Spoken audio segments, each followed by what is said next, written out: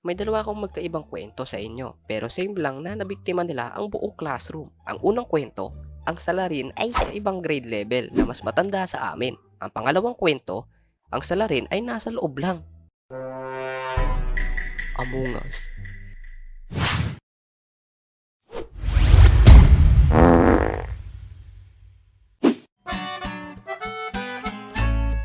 Ito yung pagkakataon na nawalan ako ng gamit nung grade 3 ako. Meron ring nangyari na ganito at huli na ang lahat nung nalaman namin na nanakawan na ang buong classroom namin. Isang araw kasi, naghihintay kami sa pagdating ng advisor namin. Kaya, naglalaro lang kami, nagdadaldalan at nag-aasaran. Nang biglang may kumatok, bumungad sa amin ang dalawang grade 6 student na pumasok sa classroom namin at sinabihan kami na, "Mga grade 3, tawag daw kayo sa stage ng teacher nyo." "Oo nga, punta na kayo doon, sabi ng advisor nyo. Lilinisin rin namin classroom nyo, inutusan kami ng teacher nyo eh. Bilis, pumila raw kayo, papunta daw doon." At matapos sabihin yun sa amin, biglang mga masunuring batang nagpila-pila nga kami at pumunta papuntang stage. At nung nandun na kami sa stage, iniintay namin ang teacher namin. Pero, walang dumating. Nung dumaan ang science teacher namin, "Abay, bakit kayo nandito mga anak? Pinatawag daw po kami dito ng teacher namin." "Ha? Wala namang advisor nyo ngayon.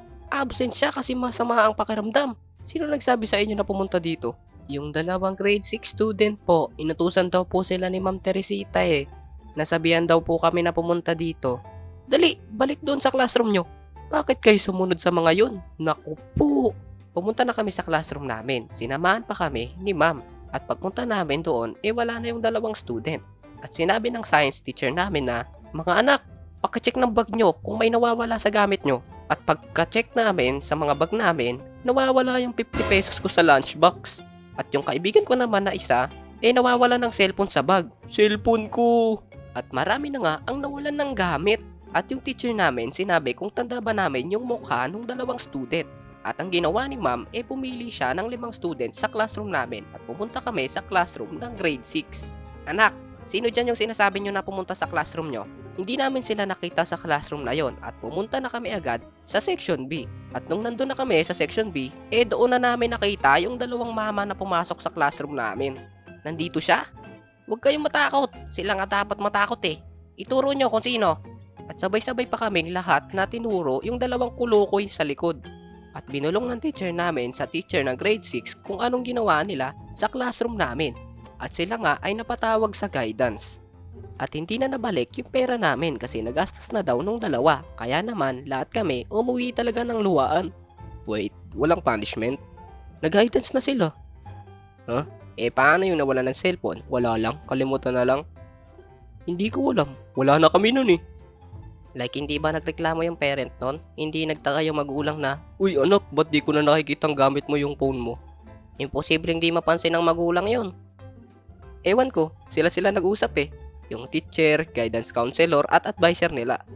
Yung mga nanakawan ng pera, hindi na talaga nabalik. Nagastos na raw nila eh. Ha? Napapalitan naman yun eh. Kahit sa ibang araw na lang, hindi talaga nila pinalitan. Abay ewan ko. Hindi ko alam ang mga pinag-usapan nila pero wala talagang nagbalik ng pera namin. Gigil ako. Dapat sa kanila pinapa-billboard eh. O kaya pinapa-Times Square yung pagmumuka. Ang pangalawang kwento natin ay ang Among Us. Ito ay nangyari sa akin nung mayroon kaming classmate na medyo suspicious kasi siya yung nag-iisang may pinakamaraming ballpen sa classroom namin. Akala mo may pabrika ng ballpen eh no? At tawagin na lang natin siya sa pangalang Kulot. Kasi, syempre, kulot siya. Wait, di ba may kaibigan ka na Kulot ang pangalan? Di pwedeng same sila. Malilito kaming nanonood sa'yo. Kulot naman talaga siya eh. Hindi pwede. Mag-isip ka na lang ng iba. Laki mata na lang. Malaki rin naman mata niya eh. Sira ulo ka ba? Pangalan nga eh. Alam nga naman, magpakilala siya ng, "Hello, ako po si Laki Mata." Elementary pa lang ako nung nangyari ito. Sa section namin, wala naman talagang nawawalan ng gamit at ng pera. Nang biglang mayroong estudyante nakaka-transfer lang sa school at etong ang estudyante na to ay walang iba kundi si Laki Mata, si Romel. At hindi lang siya lang transferee, kasabay niya rin si Kapal Kilay. Okay mga anak, meron kayong dalawang bagong classmate. Magpakilala kayo nak. "Hello classmate, ako pala si Clark Pogi." "Pogi daw, Kapal Kilay naman." "Oo nga." "Ikaw naman dali."